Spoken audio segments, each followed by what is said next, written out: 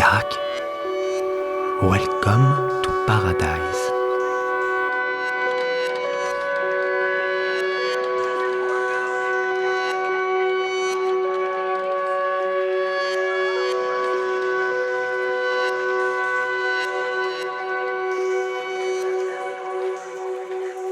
Yarak.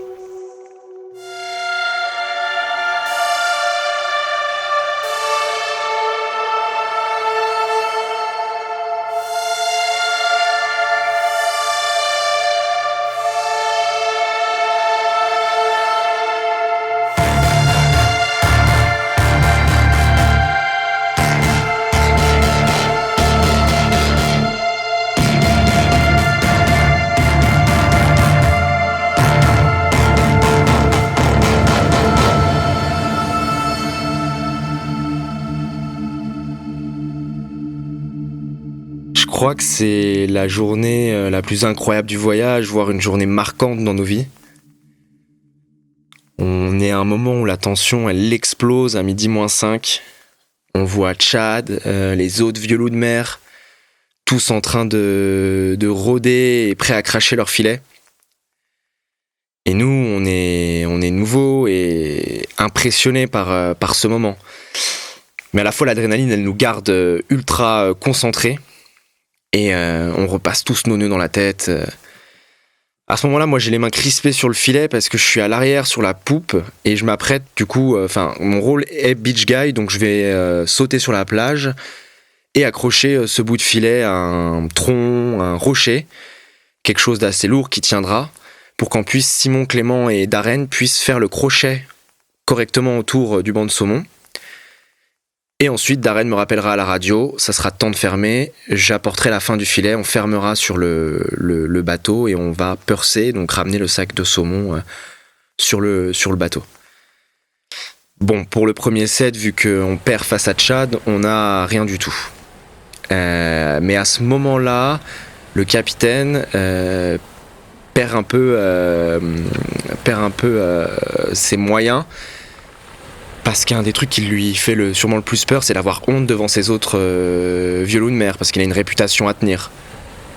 Et donc il se lance sur le deuxième set qui va être laborieux et me dit de sauter, donc d'aller tirer ce filet, beaucoup trop tôt, et donc je me retrouve à sauter en plein milieu de l'eau et à nager avec le filet, et du coup les bottes, donc le poids de l'eau, donc bref, super lent et un enfer. Et malgré tout ça, cette ouverture un peu laborieuse, le soir, on arrive au tender avec des saumons. Et ça, c'est pas rien, parce qu'on a quand même eu une saison très mauvaise jusque-là. Et c'est la première fois qu'on a notre petit ticket avec le nombre de livres qu'on a pêché aujourd'hui. Et ça, on est super fiers. Les tenders, donc c'est les gros bateaux qui vont venir tous les soirs dans la baie ou tous les 2 jours pour récupérer la pêche des pêcheurs et ensuite l'amener aux canneries, donc là à Larsen Bay, pour que Icicle Seafood les découpe. C'est souvent des personnages, des chasseurs, des capitaines qui parlent pas, souvent aussi très curieux de voir des Français sur le bateau. On discute beaucoup quand ils se rendent compte qu'on n'est pas du coin. Donc c'est toujours un moment assez agréable. C'est aussi les personnes qui vous relient un peu à la civilisation en fait. C'est les seules personnes que vous voyez qui sont pas tout le temps dans ce milieu de pêche où finalement il y a les saumons, les pêcheurs, les ours, les aigles. C'est ces seules personnes qui ramènent un peu un bout de civilisation, qui sont au courant de ce qui se passe au village, ou ce genre de choses. Donc on s'échange un peu les petites nouvelles et en fait, à la longue, on va se rendre compte que c'est vraiment important. Ça fait du bien en fait de parler avec des gens qui reviennent du village et qui ont toujours un contact avec ce qu'on pourrait dire civilisation entre guillemets quoi.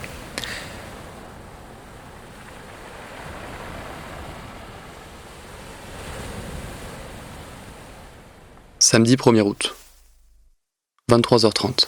J'essaie d'écrire, de me rappeler de cette journée. L'adrénaline rend le moment flou. La nuit va être courte, demain nous nous levons à 4h. Il est 11h du matin, plus qu'1 heure avant l'ouverture de la pêche. Les chalutiers rôdent en cercle, tels des charognards attendant le moment fatidique. Les semblants d'amitié de la veille ont disparu. Les équipages se guettent en silence. Chad et Darren sont debout dans leur cockpit. Ils se surveillent et inspectent les préparatifs de leurs équipages. J'examine l'embarcation pour vérifier que tout est prêt. Vers midi moins 10, Chad, malicieux, lance un faux départ. Il pousse la manivelle au maximum, son moteur se met aussitôt à gronder comme si le bandit allait fendre l'eau jusqu'à ses proies. Dès la première seconde, Darren Dupé démarre en trombe. Nous sautons en opposition. La corde reliant le skiff à Light Blue se tend dans des craquements inquiétants. Jusqu'à aujourd'hui, la saison a été mauvaise et beaucoup des pêcheurs espèrent enfin remplir leur cale. Les 10 minutes qui suivent sont intenses. Les mains crispées sur le filet mouillé, je refais mes nœuds dans ma tête tout en continuant d'arpenter du regard les tas de cordes, les ancres, les crochets, les mousquetons et les anneaux. Il est 11h55. Les eaux de la baie se mettent tout à coup à bouillonner. Les mouvements tactiques ont commencé. Évidemment, Chad et Darren convoitent le même banc de poissons. Les pauvres, eux, nagent tranquillement vers une plage de cailloux gris sans se soucier des vrombissements qui résonnent dans l'eau, sans se douter des prédateurs mécaniques qui les guettent. Midi, le bandit accélère, tente de passer sur le côté. D'une manœuvre habile, Darren lui coupe la route. Les deux capitaines se fusillent du regard, ils le savaient. Chad lance. Darren, don't play that game. Et le chasseur répond.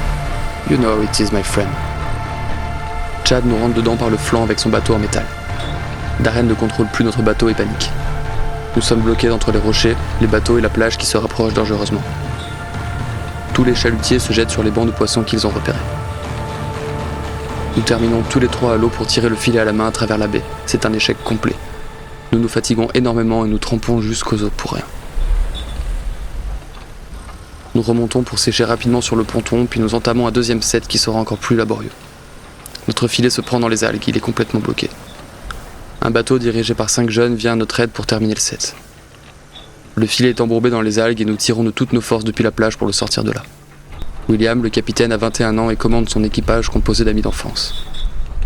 Il ne semble pas prendre la compétition du jour au sérieux comme les autres pêcheurs et nous pose de nombreuses questions sur nous et sur la France. Pendant que nous partageons côte à côte cette galère, Darren raconte sa vie et ses histoires inlassablement. Nous sortons une 50aine de saumons de l'eau et des centaines de kilos d'algues. Heureusement, notre troisième set de la journée sauve la mise.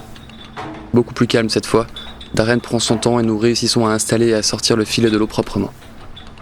En fin de journée, nous allons déposer notre pêche du jour au tender. C'est notre première dépose. Combat d'ego oblige, Darren tente de sauver l'apparence de notre petit bateau en jurant et en hurlant des ordres dans tous les sens. Le tender n'a pas l'air d'y porter une grande attention et il emporte nos 747 livres du jour avec son treuil au-dessus de l'eau. Nous retournons poser un dernier set que nous laisserons en place toute la nuit. Le soleil se couche. Journée éreintante mais mémorable. La tension qui s'alourdit à l'approche de l'opening, les regards des pêcheurs entre eux, l'agitation des équipages, les cigarettes qui s'allument à bord, les bateaux qui se tournent autour et se coupent la route, le rire gras de Chad et ses insultes puissantes qui résonnent dans toute la baie. Je suis épuisé et tous mes vêtements sont humides. Avec Alexis, nous cuisinons du saumon et du riz dans la nuit à la lumière de nos frontales. Nous allons apporter une assiette à Darren en raft. En tant que capitaine, il doit dormir sur le bateau. De notre côté, par manque de place, nous dormons sur la plage. La pluie commence à tomber, nous mangeons abrités par les arbres. Cette journée nous a tous abasourdis. Tous ces bateaux sont réunis avec le même objectif et combattent violemment au creux des vagues. Mais à cette heure-ci, je vois leur lueur remuer calmement sur l'eau. Je sais qu'ils se préparent pour la journée de demain.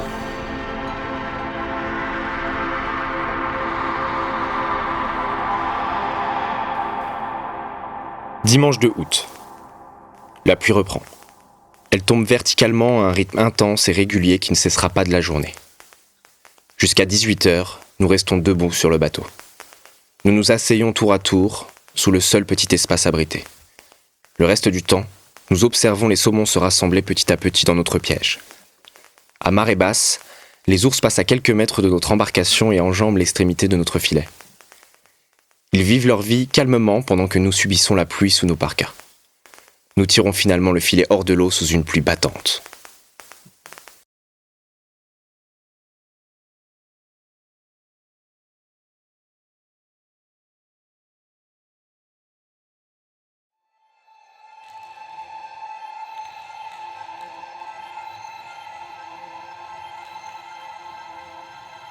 Mercredi 5 août.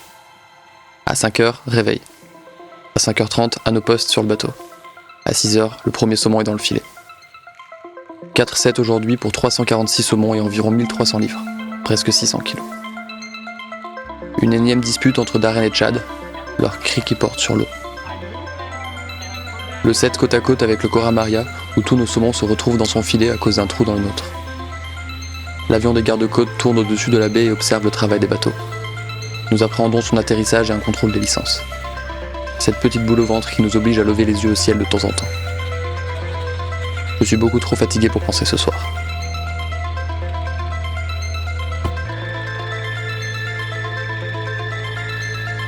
Jeudi 6 août.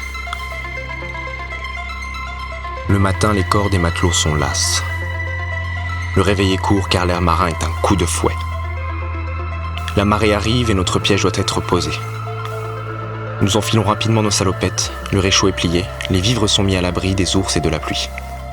Nos gestes s'accélèrent au fur et à mesure dans une cérémonie silencieuse. Nous embarquons. Le capitaine n'a Dieu que pour la compétition et est déjà en train d'observer la crique où le bandit semble encore assoupi.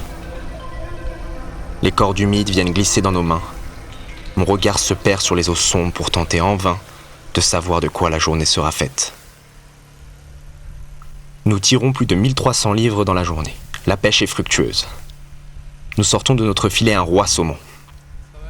C'est le plus rare, le plus gros et le plus délicieux de tous. Ces poissons finissent rarement dans la cale des tenders, car les pêcheurs les gardent comme des trésors. Ce soir, nous dégusterons des sashimi et quelques filets de sommet réservés aux initiés. En fin de journée, le soleil vient se diffuser dans la brume pendant que nous jetons les saumons dans la boîte remplie de glace. Je suis adossé à tribord. J'observe la chorégraphie de Simon et Clément qui récoltent les fruits de notre dernier set, baignés dans cette lumière fabuleuse. La fatigue et la beauté des scènes me donnent des impressions de mirage. Le Cora Maria fait la fête, le bandit est caché dans l'embouchure de la baie, le biologiste est enfermé dans son camp, Byler est sur son bateau et nous sommes allongés dans la tente en bas de la falaise.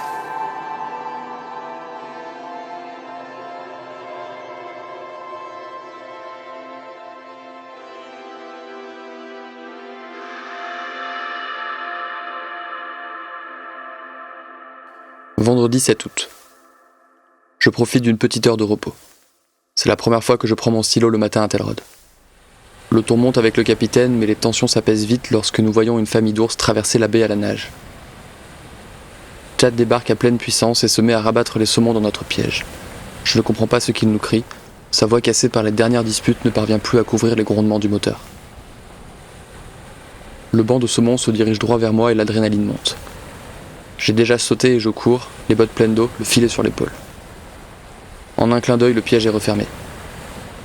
Chad a certaines petites attentions pour notre équipage malgré nos différends. Aujourd'hui, c'est la réconciliation.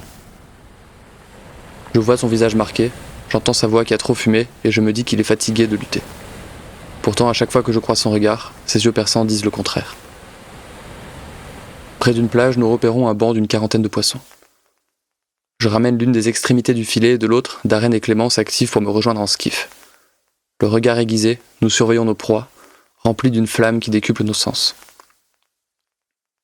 Je suis animé d'une joie qui semble réveiller un vieil instinct. En 15 minutes, grâce à cette technique de time set, nous tirons le sac de poissons sur le pont. Ce soir, nous déposons 2000 livres. Darren est aux anges. Le tender me rappelle que le monde extérieur existe encore. On peut même lui commander quelques vivres. 3 nouveaux ours sont apparus dans le secteur. Une mère et 2 petits d'à peine 6 mois.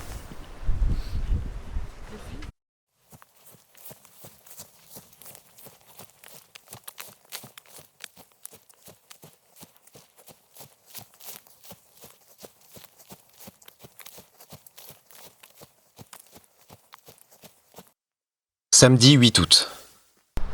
Nous installons notre tente sur la petite île. La marée va continuer à s'accentuer les prochains jours et notre campement sera inondé. Il fait grand beau. Darren revient 1 heure plus tard. Il parlait avec Chad, chacun sur son bateau, au milieu de la baie. Il a enfin pu négocier comme il le voulait. Nous partagerons l'entrée de la rivière et nous travaillerons avec nos 2 filets à une grande prise commune. Le soleil tape fort, et nous avons 4 heures avant la prochaine marée basse pour installer le bateau à son emplacement. Je suis tellement content de tester une nouvelle technique de pêche et de me séparer un peu de Darren, de renouveler l'environnement. Je profite du soleil avec Alexis pendant que Clément plonge sur le skiff avec Chad pour ramener les bancs de saumon petit à petit dans nos filets. Nous voyons les pêcheurs fumer des joints et on entend Chad rire aux éclats. Soudainement, il hurle depuis son bateau pour que nous fermions le set. Je saute dans l'eau avec Alexis et l'équipage de Chad depuis le haut de la rivière en courant vers le filet pour rabattre les derniers poissons. Il fait froid mais on ne sent rien. L'excitation fait son effet. Une fois arrivé au filet, nous le tirons vers la plage, puis nous ramenons la ligne de fond. Le set est fermé, les poissons sont dedans. C'est notre plus gros set depuis le début de la saison. Darren fanfaronne en rappelant que c'était son idée. C'est grossier. Chad, malgré son air bougon, nous encourage. Quelques marques d'affection au milieu d'un flot d'insultes. Nous refaisons 2 sets plus petits dans la foulée. En plein soleil, face à la baie vide, c'est le paradis. Les filets de saumon cuisent doucement pendant qu'on débriefe notre journée. Nous partons à bord du Bandit déposer notre pêche au tender. C'est comme un honneur d'être à son bord après l'avoir tant regardé depuis 10 jours. C'est un bateau en métal, simple, solide, puissant. À bord, la chienne de Chad, Sarah, fait la fête à tout le monde. Je saute avec Sam dans la cale glacée et puante pour pincher un à un les saumons et remplir les sacs du tender.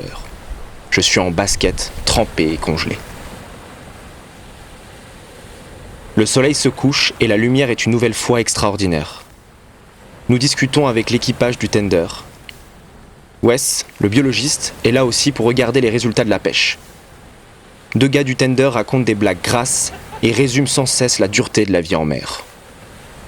L'un des deux se moque des beuveries de son collègue au regard bouffi et les yeux de travers, une casquette Coors Light posée sur la tête. Je vais dans la cabine du capitaine signer les reçus de la pêche à sa place. Je suis frigorifié. Il fait froid et je suis encore trempé de m'être jeté à l'eau pour abattre les poissons. J'empile le filet à l'arrivée du bras hydraulique sur le bandit. Je fais la connaissance de Nick, un des membres de l'équipage de Chad. Il est instituteur. Il a enseigné à Nome, à l'extrême ouest de l'Alaska, et depuis l'an dernier, il travaille à Larsen Bay. Malheureusement, l'école a dû fermer cette année car il n'y a pas suffisamment d'élèves. Entre-temps, il avait déjà acheté un terrain au village et il se retrouve donc à devoir travailler sur les bateaux de pêche en saison.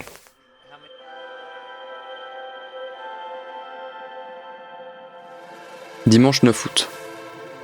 Le soleil sort à peine mais il fait déjà chaud. Nous cuisinons sur la plage lorsque Chad et son équipage viennent nous chercher avec leur énorme skiff en métal. Sam a perdu ses gants la veille. Je lui donne une de mes paires de rechange. Chad se moque de nous et nous traite de fillettes. Lui n'a jamais mis de gants. Nous retrouvons Darren sur Light Blue. La marée est montée et notre skiff est à sec depuis plusieurs heures. Nous nous douchons dans un torrent puis passons plusieurs heures à jouer aux cartes dans l'herbe.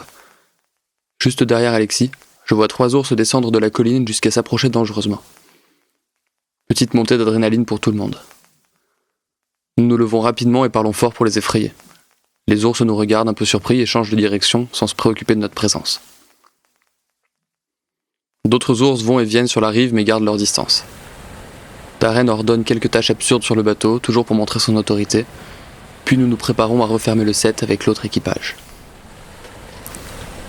Nous lançons un autre set et pendant que nous le refermons sur la plage, nous apprenons par la radio que la pêche va fermer ce soir pour quelques jours.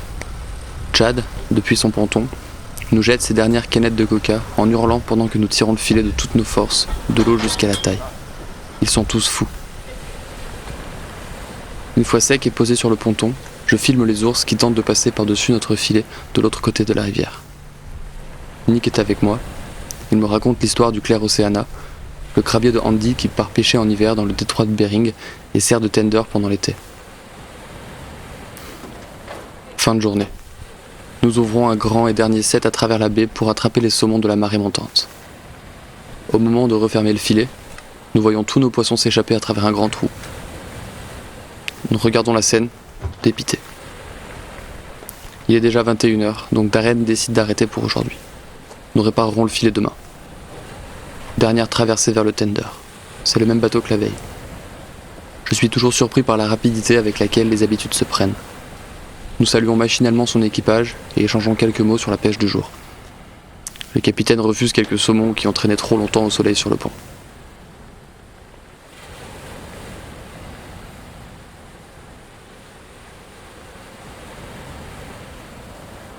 Lundi 10 août. Ça fait quelques heures que j'ai les yeux rivés sur l'eau. Simon et Clément sont en train de récupérer quelques saumons supplémentaires aux cascades. La marée est déjà basse, je vois le visage de Darren se crisper.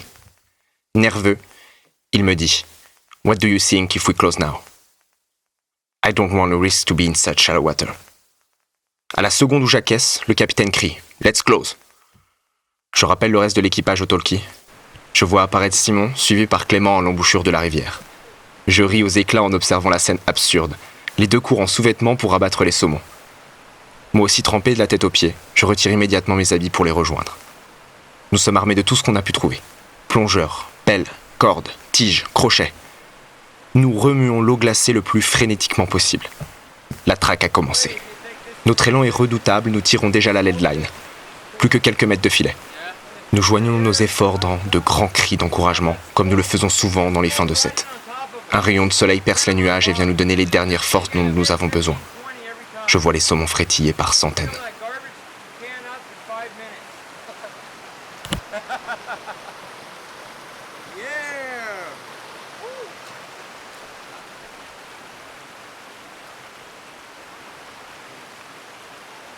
Ça fait à peu près 2 semaines qu'on est à Tellroad Cove et là la pêche ferme. Et on sait que elle va fermer à peu près pour 3 jours, mais c'est pas sûr. Donc Darren tout de suite décide de retourner à Kimberly Cove et on décide de rester. Donc on reste à Tellroad Cove et on garde les embarcations, les bateaux qui restent ici. Et là c'est une période assez particulière parce qu'il n'y a plus aucun pêcheur. Il n'y a que les biologistes et nous. Et on passe nos journées à aller chercher notre eau, à aller pêcher des saumons pour faire nos repas, entretenir le filet, le bateau, et on se balade avec le raft un peu dans les alentours. Donc c'est un rythme de vie, c'est assez plaisant. D'un coup ça devient super calme alors que les eaux de la baie étaient pleines de pêche avant, de disputes, d'insultes entre les pêcheurs. Il y a un soir, on se retrouve autour du feu. Et avec Simon, on savait que Clément avait en sa possession des cartons de LSD. Et ce soir-là, on a un coucher de soleil, encore une fois, magnifique. On s'est fait un beau feu. On n'est pas fatigué parce qu'on n'a pas pêché, on est en forme. Et là, on se regarde et on se dit, c'est le moment, quoi. Donc on décide de demander à Clément, qui tout de suite accepte. Et on mange un carton de LSD.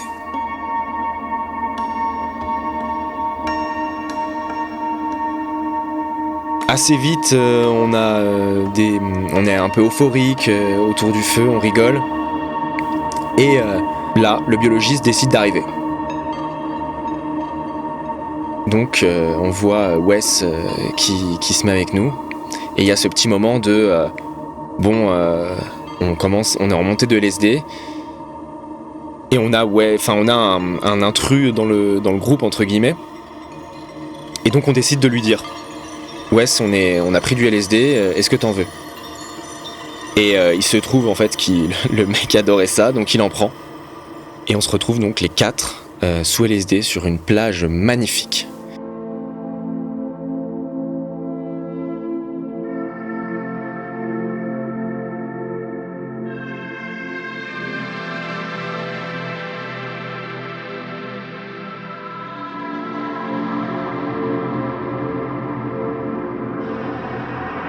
Et là, c'est tout un méandre, un chemin dans la nature, une sorte de mini-épopée interne et un peu personnelle. Chacun l'a vécu évidemment à sa façon.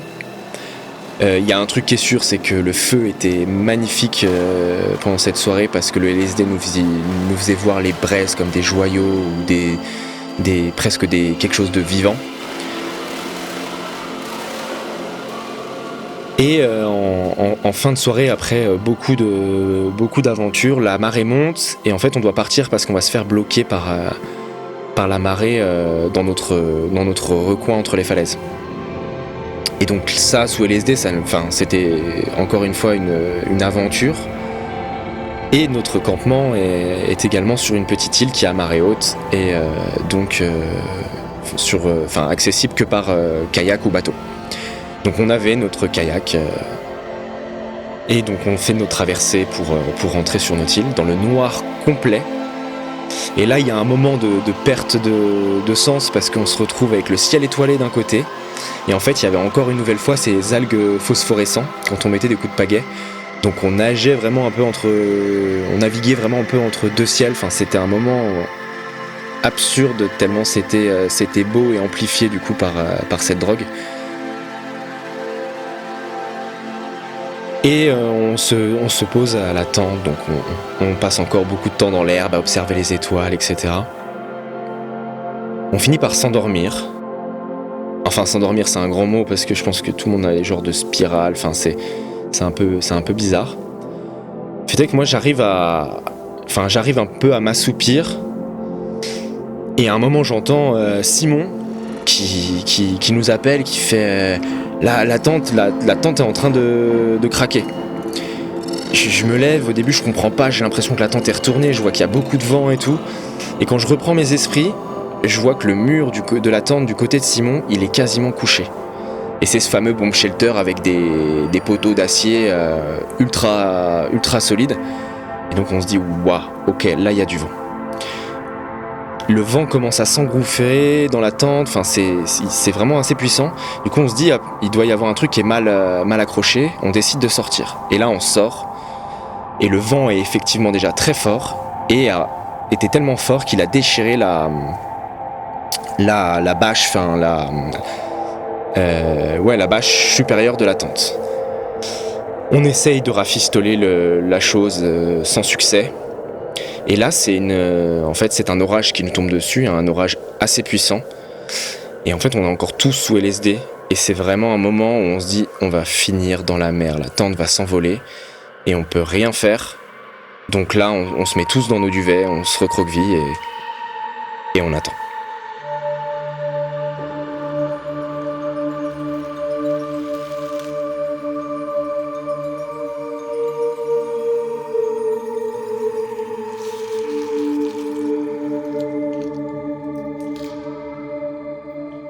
C'est brutal. La tente bouge dans tous les sens. Je ne sens plus vraiment mon corps. J'ai l'impression que la feuille s'écrase sous mon stylo. Seul au milieu de cette tempête sur cette petite île, isolé. Les éléments se déchaînent. Les sensations se mélangent, les émotions se confondent. Je flotte, je me perds. C'est magnifique. Un sol de points entrelacés rouge et noir. Un manège qui tire et relie les étoiles les unes aux autres. Les algues phosphorescentes. La marée qui recouvre le feu, le bruit, le noir, le kayak. Chercher ses affaires et les oublier. Je vois des ombres partout. Avancer dans la sombre forêt d'Amazonie au toucher de ces herbes hautes. Les gros nuages noirs qui arrivent dans le ciel, les étincelles de partout. La tempête dans la tente, du feu devant mes yeux. Des traits à la matisse qui s'entrelacent sur le plafond. Recroquevillé en fœtus au milieu de ce délire chaleureux. Tout a commencé quand nos pieds s'enfonçaient tendrement dans le sable.